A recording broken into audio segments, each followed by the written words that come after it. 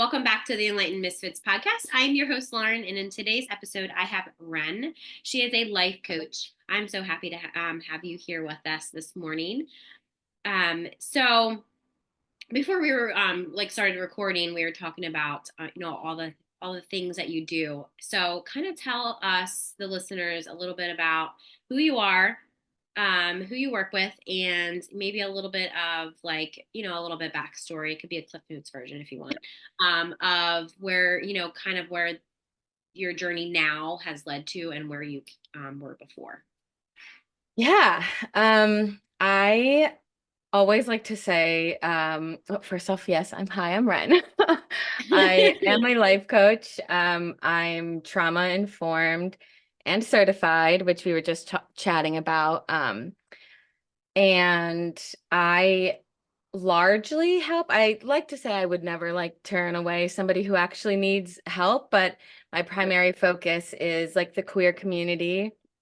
Um, and I primarily work with queer individuals, but I also offer couples coaching, which is pretty cool. Has been probably my biggest learning experience, but it's been fun. Um, I, my friends and I joke, we'll refer to the different versions of Ren. We're like, that was Austin Ren. This isn't me. Like that was a different girl. Because when you really stand back and look, you can so clearly see the different versions of me. But the one through line that's always been there is this mission statement I've found in college that I want to be the person I needed when I was little and who never showed up. So that led me to instead of where a lot of my friends were like, oh, I want to be a veterinarian. I want to be a teacher. I want to be a musician. And I'm like, I don't know. I just knew that I wanted to help people. So I did a year of AmeriCorps service in Austin, with AmeriCorps Vista, which was really a wild experience. And I worked at Disney for a bit and then found nonprofits and really fell into the stride of my career there. But while I was like, oh, okay, my 9 to 5 check that I'm fulfilling, the helping people and giving back, check, check, check. And for many years, I was like, okay, boxes checked, I'm happy. But I wasn't. There was something missing. And it was just I have all of this desire and what fulfills me is helping and giving back. So I was really inspired by my childhood best friend who I watched build her coaching business and took a lot of tips from. And I think from the first time I did a little practice session with one of my friends that I thought was going to be awkward and clunky. And I was going to kind of find out okay, I tried. It went really well and it felt natural. And it was the first thing that I was like, oh, okay, this is I could just wake up, roll up out of bed and do this. I don't have to put a mask on, put a face on, study for it. It just sort of you very intuitively felt my soul was like, it's about time. It's about time we got here. Yes. I think my soul at some point had said the same thing. Like, Jesus Christ, Lauren, thank God, or whoever you want to call yourself. You Yeah.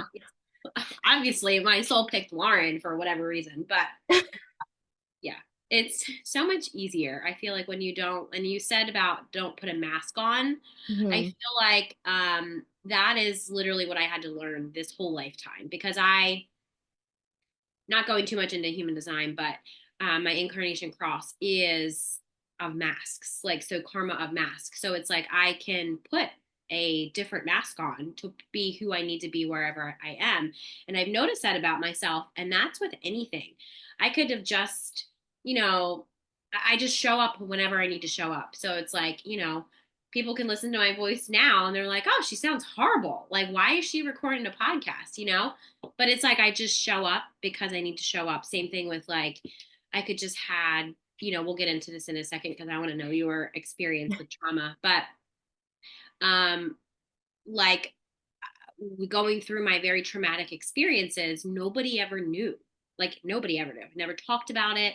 I never felt the need to talk about it. I just felt like, oh, I can just do this on my own kind of thing. So yeah, definitely. I Yep. don't understand the whole mask part because I feel like, needless to say, regardless of human design or whatever your incarnation cross is and why you reincarnated here or whatever, I feel like all of us wear it or at some point wear a mask because we have to protect ourselves, you know? Hmm. So, can you kind of tell the listeners a little bit about your healing journey and maybe what led you to become a certified and trauma informed life coach? Yeah, I would love to. Um, I had a lot of childhood trauma, which I deal mostly with dark humor. So any any jokes are all love, but I always joke like, "Oh, that's my villain origin story." But it really was because um while it was super damaging and I struggled with it for many, many years, um I also have always had this sense, I think it comes from this one conversation with my grandmother who was like emotionally raised me and was like another mother figure to me. I was just like, going on and on about probably some fifth grade problem. Sarah told this to Susie and Jessica didn't sit with us at lunch or something. And she was just like, okay, but what are you getting out of this? Like, you're sitting here spinning, you're worrying, which she used to always call, I'm sure you heard the wheel, like the rocking chair, keep you busy for hours, but not get you anywhere. And then I just sort of started asking myself, like, what can I get out of this? Like, how can I make this not just a failure? So I started to use my trauma. Well, I started to greet it, I think, for one, and I like let it in because for a while it was like, no, not me. Other people who go through, and I could even list exactly what I went through, have trauma, but not me. Like, that's not me. So I think I had to name it and welcome it and sit with it, which took a lot of years.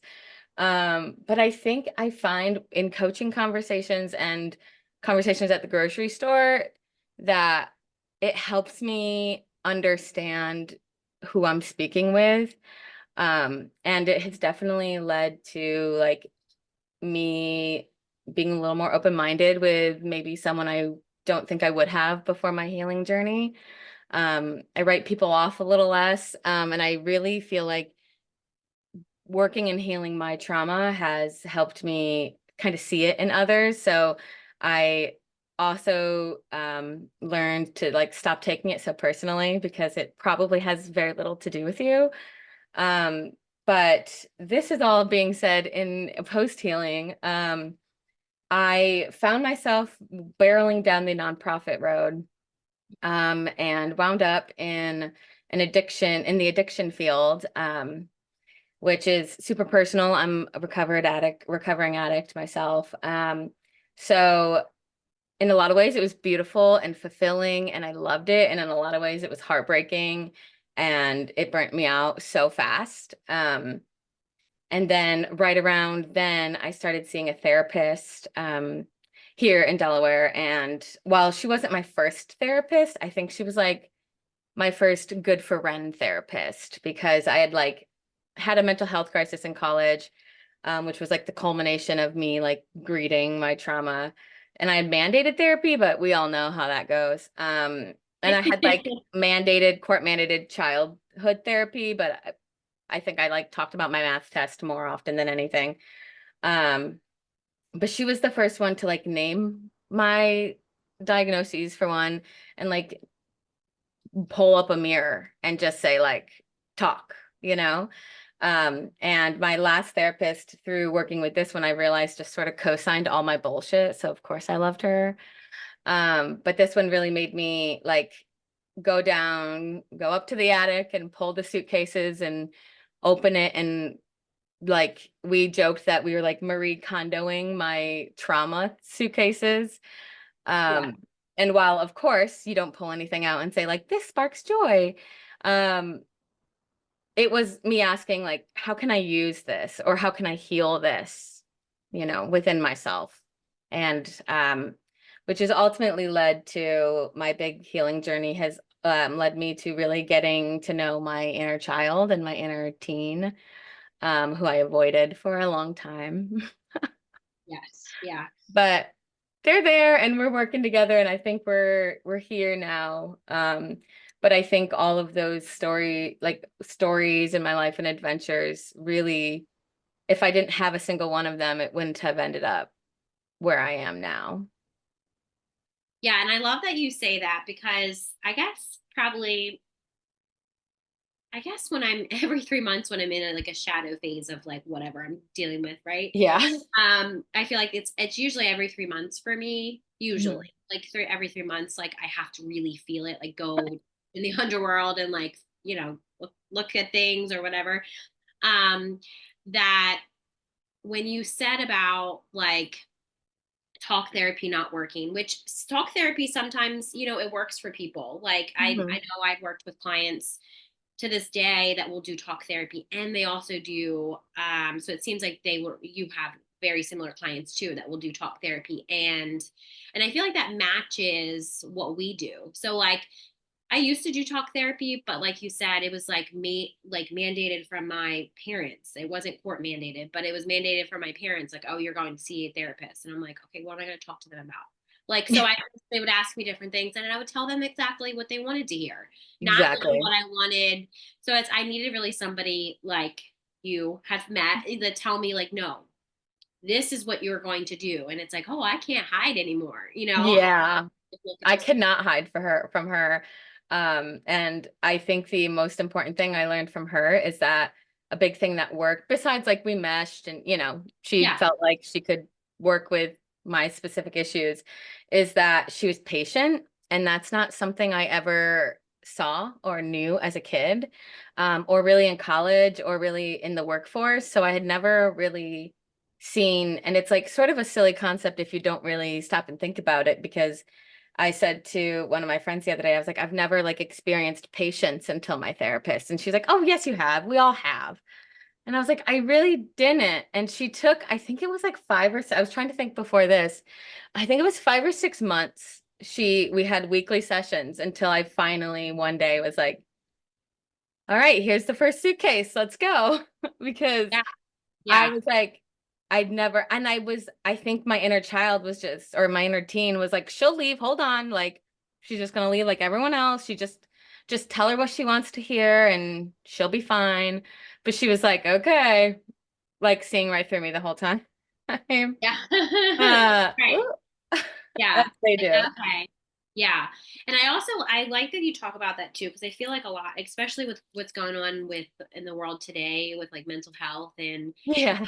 people, like, you know, in my generation, if you were, you know, you were, I hid that I went to therapy. Like it was Yeah. not something that it was like socially acceptable. I mean, now it's the most acceptable thing ever, Hmm. but same thing with like spirituality and stuff. Like that wasn't accepted either. You were called crazy or you're called a weirdo or like whatever. Like now I take it as a compliment. I mean, I don't feel Yeah. like I took it personal back then. I just knew that like, okay, you guys are weirdos. Like you are the weirdos because Yeah. you are living in this like Yeah. illusion, whatever.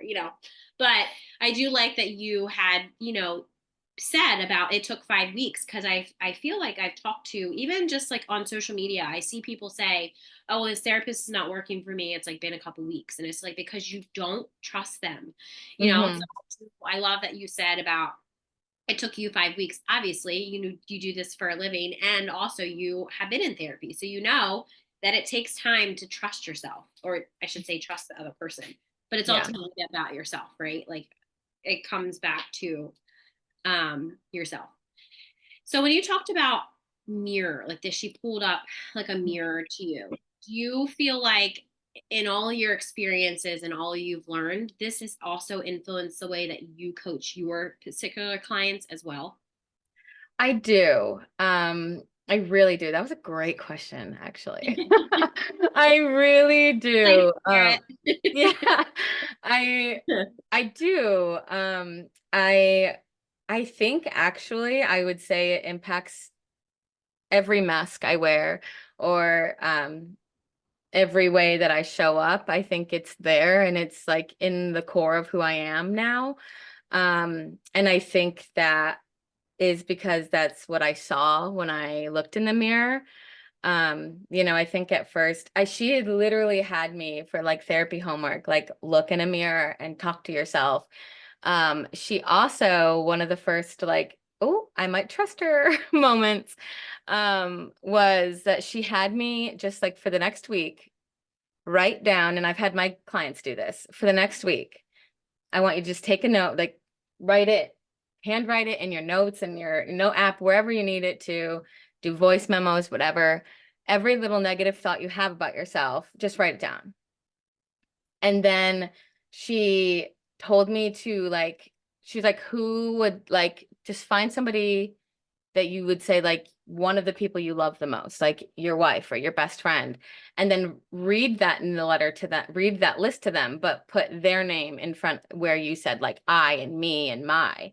And I was like, I would never do that. That's horrible. I would never just say these things to my partner. And she was like, huh, interesting. You're And like, shit, but I say that to myself.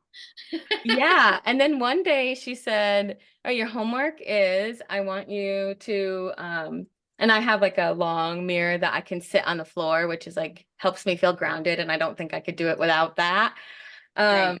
but sit, face the mirror, um, and read that list from, I made a new list that week and read it like imagine you're reading it to like your baby self, your little kid self, your teen self. And I was like, I can't just like degrade her that way. And she was like, I feel like we're getting somewhere. We're so close. Because I am sure you can relate. I am the first to like, when my friends are going through something, the first thing I ask, I learned from my therapist actually, is how can I best show you that I'm in your corner? How can I best show up for you? Because I know what I want to do to help, but I've also been there when like I don't need another casserole. I don't need, I just need someone to come do my dishes, or like I need somebody to like face the grocery store with me. Um, so I think in like ways like that, it's really like kind of fallen into just who I am, both professionally, coaching, personally, spiritually. Yeah. I was just thinking when you were saying about your friends like asking you like how can you best like how can I best, I was thinking to myself, not that I have a lot of friends, I know a lot of people, but I noticed that maybe I'm thinking nobody ever asks me that. And then Mm, I'm like, but do I ever ask anybody else that? And I think I do. A lot of my friends that I'm really close with, we're not, we can't go to the grocery store together, same, like whatever. same. So it's like, but that just gave me I'm just like thinking out loud now that I'm like, well, maybe I actually need to ask them because I had this thought. Usually it's in like when I'm in the underworld by Yeah. myself, usually, because I have to do it by myself. Like it's just like I have enough tools that I can do it by myself. I will ask my husband different things or whatever, and he knows like what I'm going through, different things. His 3 months are like the same as my 3 months, so it's like it Mhm. can get a little Oh crazy. no. Yeah.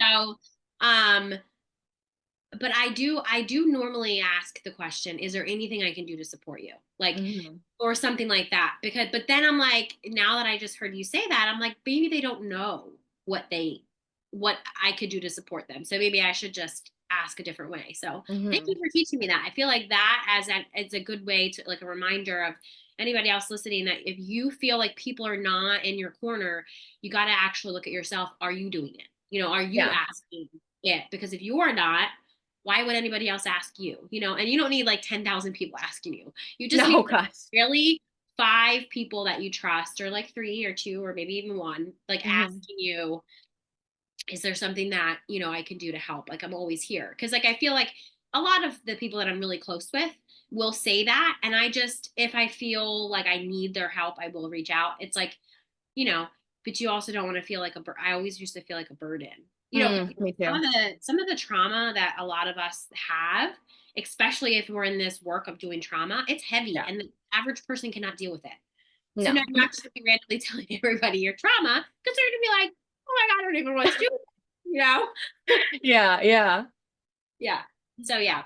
Thank you for saying that because I feel like that is could be a challenge for people, especially when they're starting to face like maybe a new spiritual journey, or coming on to their or a spiritual awakening. Hey there, I just wanted to take a quick moment to share with all of you spiritual rebels and fempreneurs. If you've been craving a space where you can build wealth, heal trauma, and rise alongside like-minded women, I got something for you to hear about. I'm excited to invite you into the Enlightened Misfits Sisterhood. This is a low-cost, high-impact group membership designed exclusively for spiritual fempreneurs who know they need accountability and support to create sustainable wealth, but aren't ready to dive into a one-on-one mentorship. In this membership, you'll get monthly calls, rituals, healing sessions, and workshops to break through your self-doubt and build confidence so that you can consistently sell your offers and make money. This is also a collaborative private Facebook community where you make lifelong connections with other women who are just as serious as hitting their goals. And my personal guidance as your intuitive human design business guide and trauma healer, ensuring you stay aligned and on track with your business goals. Plus, you'll get free access to all my paid workshops and masterclasses, along with exclusive VIP pricing for my one-on-one Voxer membership. This membership is all about helping you heal the sabotaging behaviors blocking your abundance and using your human design to create a business that feels amazing to run. Imagine waking up excited to serve your clients and knowing that you have the exact support you need to hit every single one of your business goals every single month. So if you're ready to rise and build wealth with a sisterhood of spiritual misfits, make sure you click the registration link in the description box. Right now, the investment is just $88 a month, but the price will increase to $197 a month. Join today to unlock exclusive rates and get access to next month's kickoff call. Let's get back to today's episode, but remember, your next level is just one decision away. Join the sisterhood and let's rise together. Which that leads me to my next question. How do you support people through, like, maybe do you feel like your clients, your coaching clients, either have like a spiritual awakening before they meet you, or it's kind of like they work with you and then they have that spiritual awakening, or it's both? I think it's a little of both. And I think I've had a client, former now, who hasn't yet had that spiritual awakening, but I really feel like they're on that route. I Yeah. think the beautiful thing about coaching, and I've had a lot of people be like, "Oh, so you're a therapist?" And I'm like, "No, no, no, no, no, no, no, no." Um, the beautiful thing about coaching is, and what makes it so different from therapy, is that it's like almost all future focused and it's almost all goal focused. So that's the first thing. One of the first things I ask in a consultation is like, what goals do you have? And it's wild to hear, I will write down what they said in the consultation, and then, I have a little graduation. I usually do about 12 weeks and then we reassess. Um, and then we'll have a little graduation and I will like read back to them some of the things they said in their consultation. And one of them is always their goals. And one of them that just graduated, her first goals were like, I'll do the dishes every day and I'll read a book once a month and I will work out twice a week. Like those were her goals. And at the end, I was like, so, like this goal is accomplished. What are your next goals? And she was like, I really want to open myself up to different ways of healing, because she and I had talked about like Reiki healing, and she really started, like, I feel like I saw the look on her face when I brought it up, and she was like kind of instantly like, nah, mm-mm. But then she like left being like, I think I'm gonna find a Reiki artist healer and work with them. And another one of her goals was to sit with herself more. And she was like, it's like so funny that I don't even like worry about the dishes anymore. Like those aren't my main, like her main focus was like housework, was, showing up in like our little titles and roles, and I think how I best can help is I very rarely have a session that I say sentences. Um, Most of the things I say are questions, and I don't even necessarily need you to have the answer. I just want the question in your head. But I think the beautiful thing about coaching is, and sort of being trauma informed, as you know, is one of the like pillars of that is meeting them where they're at. So if they're really skeptical about Reiki, then I have to meet them there. I can't be like, no, you're wrong. Like, and then they're just going to shut down and be like, all right, bye. It's really about meeting my clients where they're at.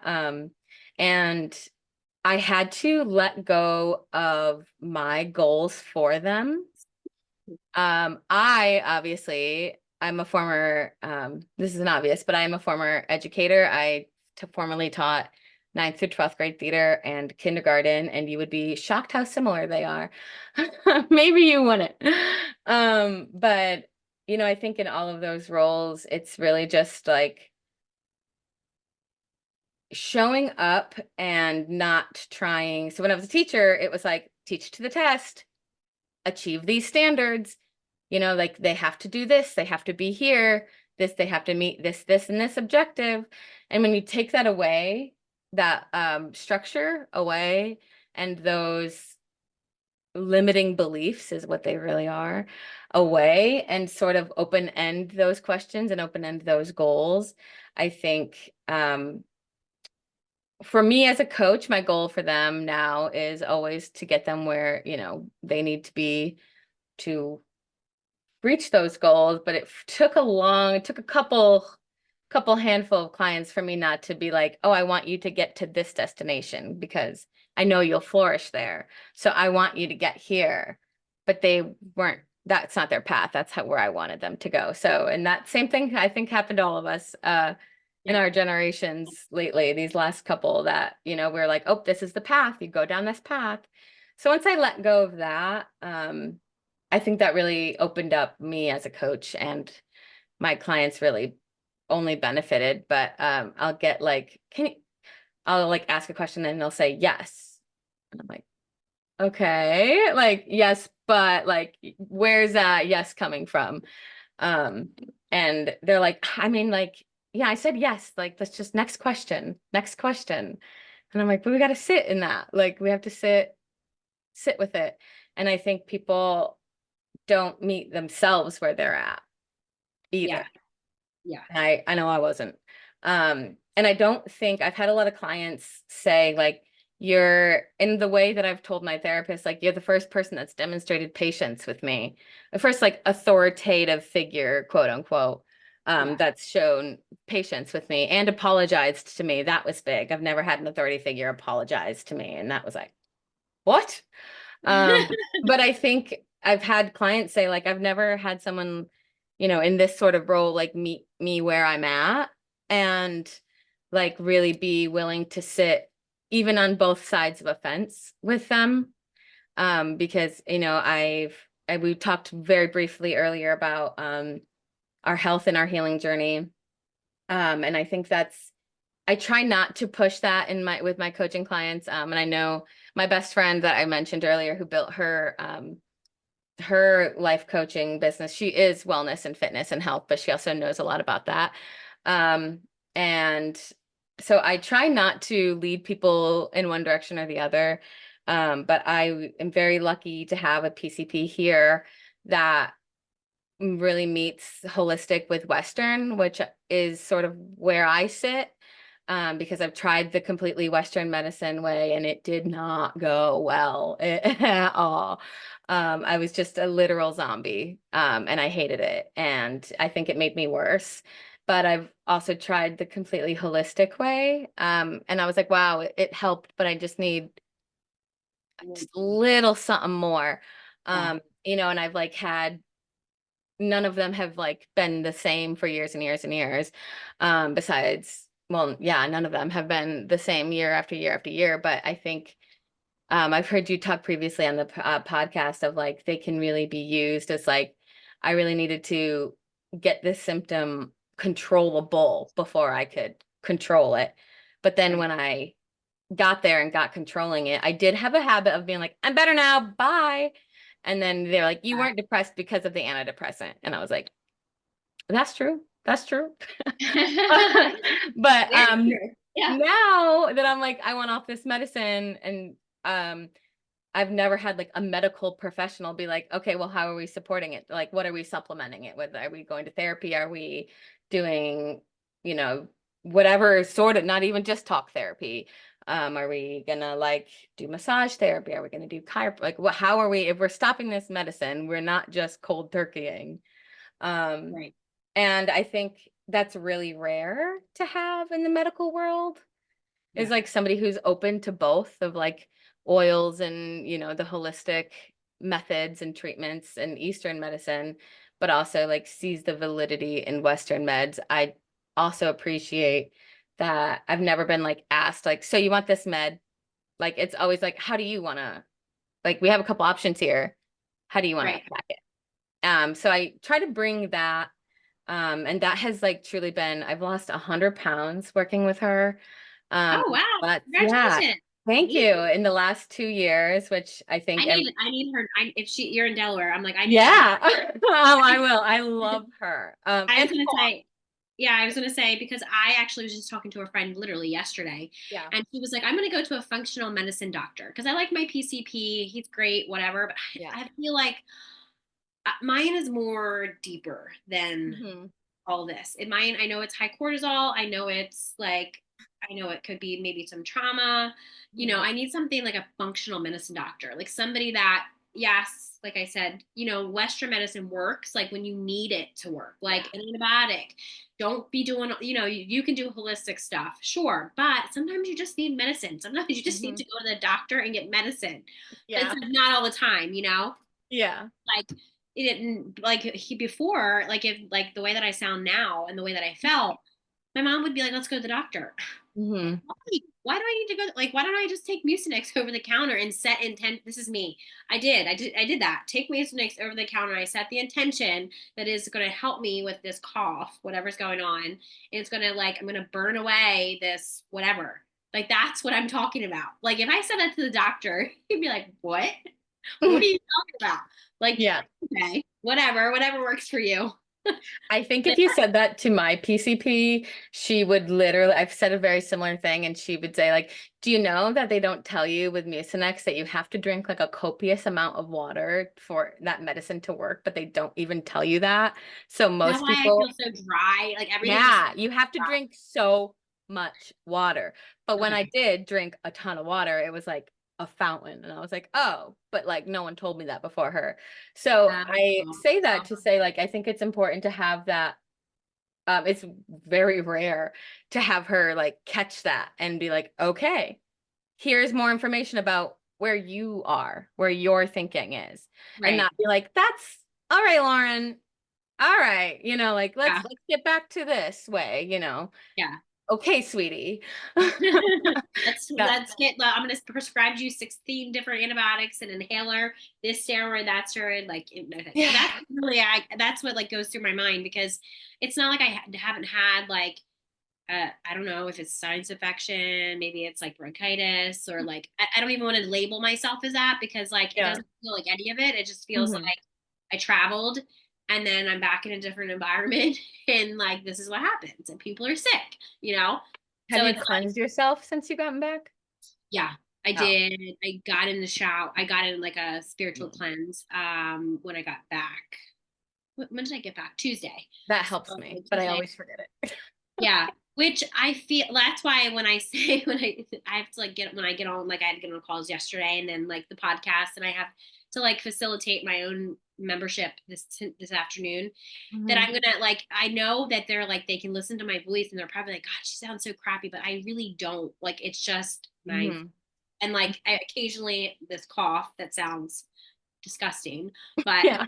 Yeah. that's why mute works so I can just cough and nobody knows. Beautiful, beautiful button. Yeah. So yeah. So I feel like that was I just spiraled out of That's yeah. My ADHD saw your ADHD. yeah. I They was gonna met. say like I was just yeah. But anyhow, coming back to it, like, yes, Western medicine Yeah. and I feel like is super important. Like, Hmm. because I feel like you can't, like, we need Western medicine. Like, we do, Hmm. like, with We do. surgeries and like just different stuff. Like, it saves people's lives. It really does. I Hmm. mean, that's kind of why I went into what I went into, like doing high risk OB or the medical field in general, just doing ultrasound.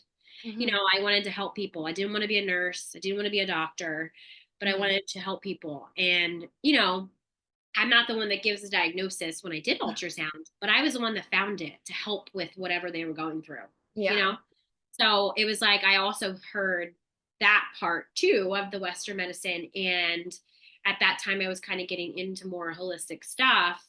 And it just didn't make any sense to me. And I was like, and literally, it Mm. was like a light bulb went in my off my mind. And I was like, this is literally just a business. This is Yeah. literally just how much money can we get from the insurance company? How much thing can we build this? How much can we make people pay? How much? And I Hmm. was like, oh my God, this is literally just a business. And this is not helping people. I mean, and then I was like, yeah, I think, and then I was going through my own thing, and I was just like, I have to get out because it just wasn't for me anymore. And I Hmm. mean, some people get scared. Have you tried, not to like derail a little bit, have you tried like fire cider ever? Does that help you?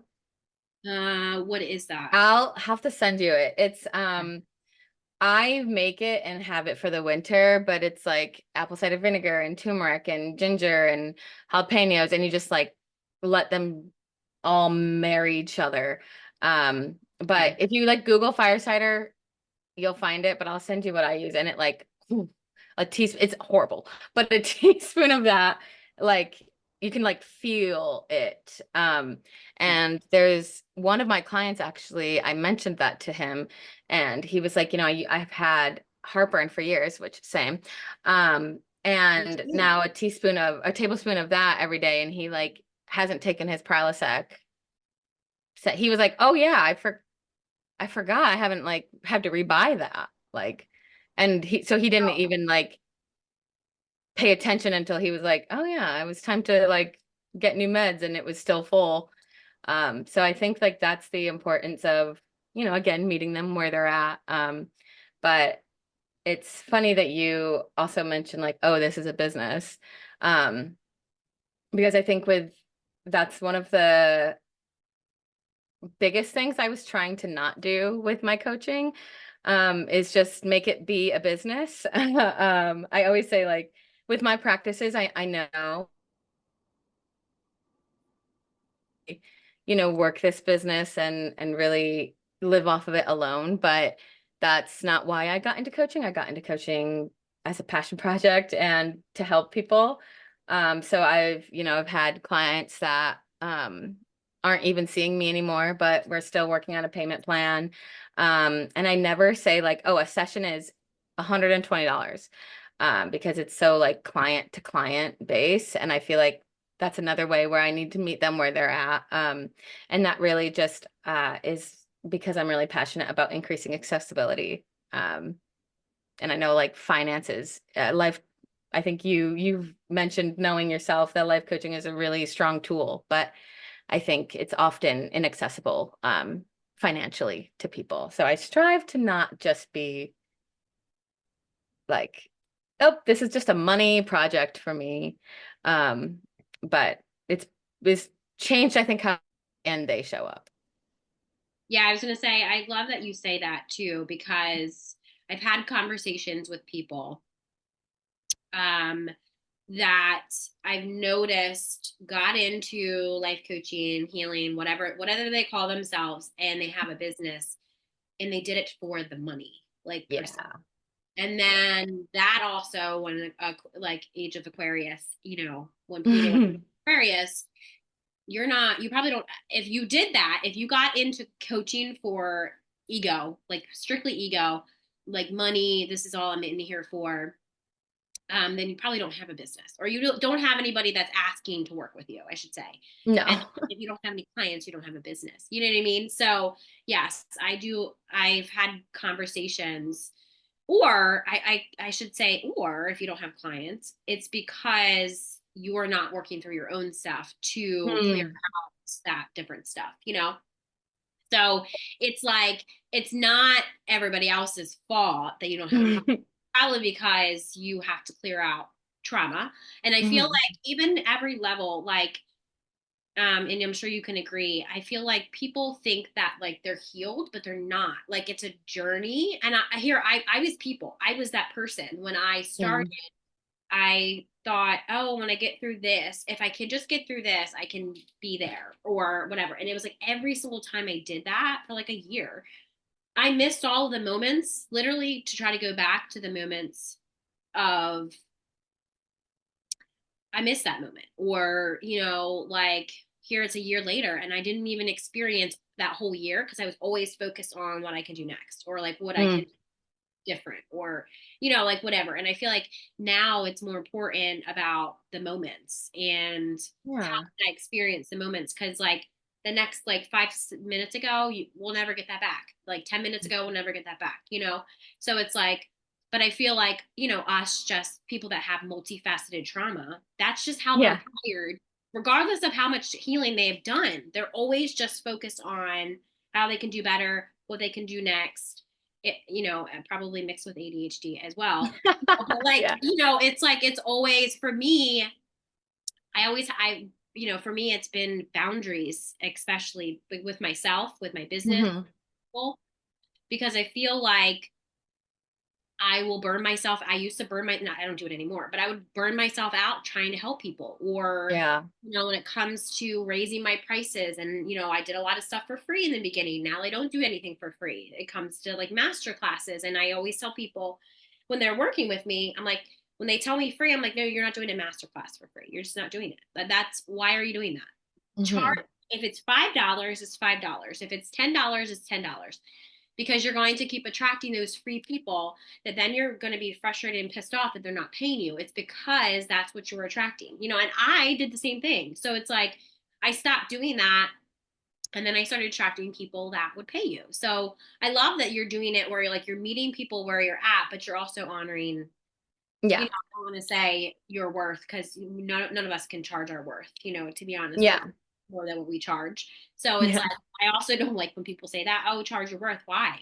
Like worth has nothing to do with charge. Like Hmm. money, like they're completely different things, But I Hmm. also see people, coaches, say that too as well. And I'm like, that's so wrong. Stop telling people that. Like it's just, but I'm like, I guess they'll have to learn the hard way on, experiences with clients on how that's not true, because that's just how we learn, Yeah. right? And I think it depends on what currency you're talking about, because I charge a financial amount, Right. but especially the ones who, are on like the lower price points, I find myself like giving them more homework or making Mm. them like dig a little deeper, and like I want you to show up in, how I'm charging you in your time and in your effort and in your ways that you can, question yourself and sit with yourself. So I try to like see wealth as multifaceted. Oh yeah. Yeah, yeah, Yeah. And another thing I wanted to say, before we wrap up, I love what you were saying. Like people love to say they're healed. Um, and I try to never use the like former, like the, not the former, the past tense of that. Um, and you'll never hear me say like, oh, I'm a recovered addict, because I don't think you ever are recovered. There's never going to be a day that I'm not gonna a little bit have to fight that. Even, like I'm never gonna be like, oh, okay, yeah, let me just go to my DOC again, and I'll just have one and it'll be fine. Like I don't have that brain. My brain will be like, oh, we're having one? Okay. yeah. Well, we're not I gonna love. stop at one. Yeah. So it's I like I'm recovering, I'm working on it every day. I'm working on it in every new situation, and I'm healing in every way and all the time. And I think people who say that they're healed have a lot of healing to do.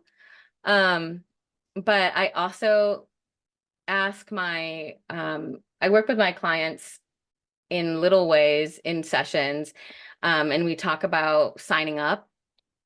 So, I'll use drinking, for example.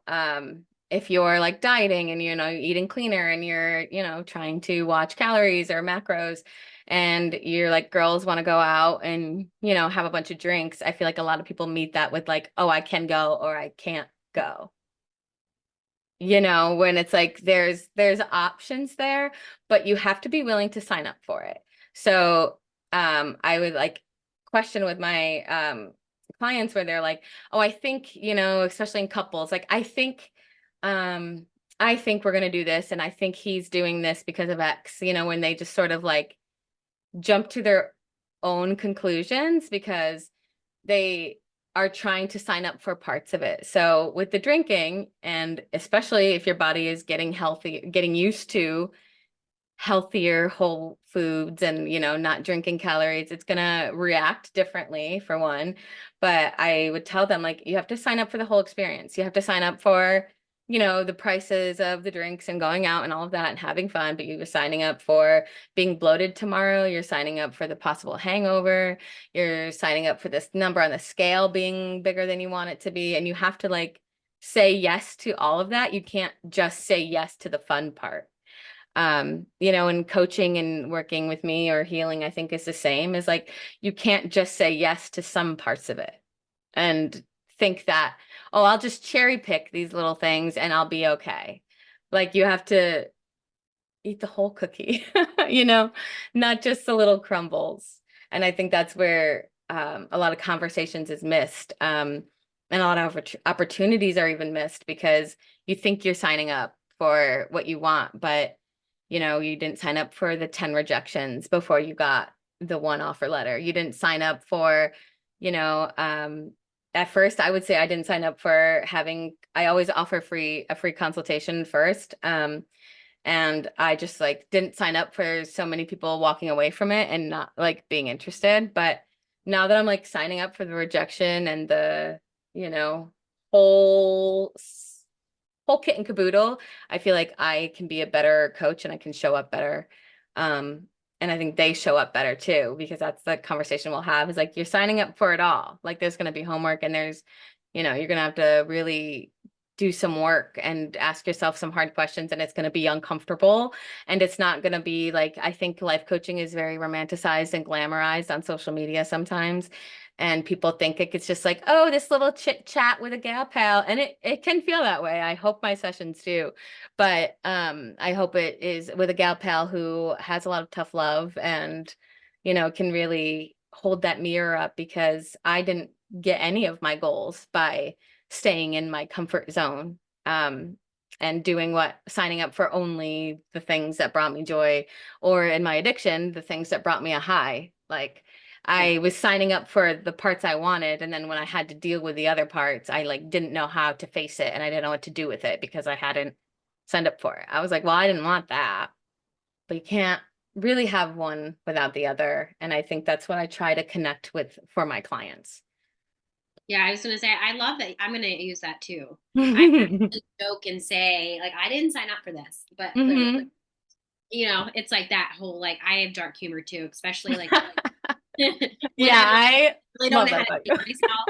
myself. I'm like, I just like make fun of myself or whatever, like, but it's like, it's not in a bad way. It's kind of like, I had to learn very quickly that, like, I need to stop taking stuff so personal. Like Mm. nobody really gives a shit. And I literally say this to my clients, like, when they're like, I'm scared of public speaking, like, I'm a little bit more compassionate, about Yeah. it. But I'm Yeah. like, nobody really gives a shit. Like, No. nobody cares. Nobody cares about, they care about what you have to say, obviously, but that's only if they follow you, or like they want to subscribe to what you're saying, sure. Mhm. But like, it's literally all us, like the whole public speaking and being scared and all that, like, that's a normal human function. Like, Mhm. I've talked to tons of keynote speakers like that actually do this for a living, and I have asked them the question, do you get scared before you go on stage? And they're like, yes, immediately when I walk on stage. But then it just like, your heart, if you speak from your heart and you speak from your sacral and you just speak, Mhm. like, your ego and your mind gets out of the way, so it's Mhm. like, so I was like, okay, so like, this is normal. And they're like, Yeah. yeah, it is normal. Like, you are a normal human. Mhm. Like if you aren't and you're very confident and like what, that could kind of go down the wrong way, Yeah. But yeah, I did ask like that, just like an example of that. So I I do love like that. that you say like signing up for everything, not just signing up for the good parts, not just signing up. I mean, nobody signs up for the bad parts, but like you No, sign yeah. up for everything, like, and regionally you sign up for the good parts. And then, it always, comes together. That's a really good reminder, I feel like. And hopefully, Mhm. anybody that's listening, it's a really good reminder because if you're going through a hard time, I feel like just remember you signed up for this. And if it's someone Yeah. that you really love, now I'm not saying the people that are trying to get out of relationships or Right. that are in abusive relationships, no, you did not sign up for that. You Mhm. obviously signed up for that experience and opportunity to never like to move forward from that. That's the only thing that I say. I'd say that none of us deserve abuse, but we have to experience so we don't continue to experience it. And Mhm. sometimes, like me, you have to experience a little bit longer in your life Gotta than learn that lesson a few times. yeah, like Yeah. more than a few times, maybe six, like whatever Been there. it is. So, where can everybody find you? I will also have all your links in the description below. Yeah. So I am not super on social media anymore, Okay. a little bit due to the state of the world, but I am on Blue Sky. And something that is important to me because I do primarily work with the queer whew, the queer community. Sometimes we have to do things a little bit differently, in this community, and things need to be a little more discreet. So I am on Signal, so it's a little bit more private, for the people who, may not be out, or partners Okay. don't think that coaching is a safe thing, they're trying to get out of those relationships. So I am on that. And I have like a newsletter, but everything is housed on my link tree, which I will send you the link and they can find Okay. everything there. And I tonight will put a button up for the Enlightened Misfits listeners, that has a little sign up, a little info packet. But I would also like to offer your listeners a free session. The first session is obviously free for the consultation, but I would like the first one, to give a little try if you're wanting to. Um, that option is there, so you can click Enlightened Misfits for a while and it'll be there. But my email and the sign up forms is all on that link tree. Yay. Thank you so much. That Yeah. is so sweet of you. That is really Yeah. sweet to give for you to give that. Yeah. Well, this But podcast has given, I think, a lot, a lot. So I always want to, give back to people like you who are really, I feel like I have podcasts where I'm like, oh, I can't listen to that one when I'm in a good mood or a bad mood because like they're like loud and crazy and funny, or like I can't listen to that one when I work because I pay too much attention to it. But I feel like with this podcast, I haven't found a situation where I haven't like it hasn't been a good companion, oh, and I think that is probably because it's so intuitive and I don't feel like, oh, she's having the same conversation she had last week. I Oh, know. she's Oh, having my the same conversations are conversation. all over the place.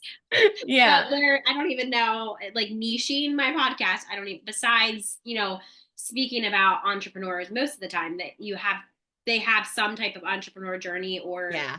something like that. But no, it's all over the place. Yeah. I love it. We love it. Whatever. So keep Like on it's, keeping on for sure.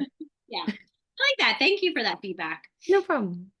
Thank you so much for joining us on today's episode with Ren on Enlightened Misfits podcast. If you enjoyed today's episode, don't forget to subscribe, leave a review, and then share this with somebody that you feel that would gain knowledge from listening. Stay tuned for more captivating conversations in the future. I hope you have an amazing rest of your week, and I will see you next time.